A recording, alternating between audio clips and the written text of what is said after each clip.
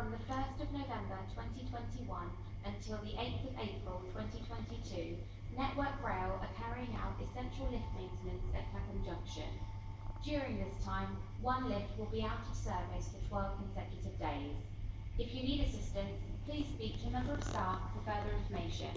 We're very sorry for any inconvenience caused to customers.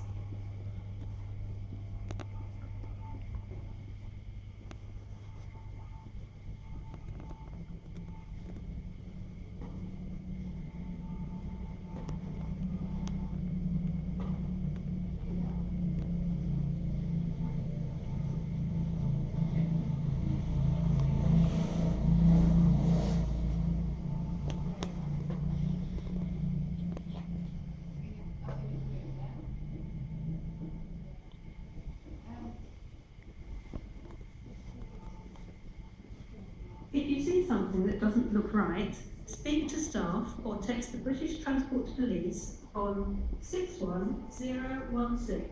We'll sort it. See it, say it, sorted.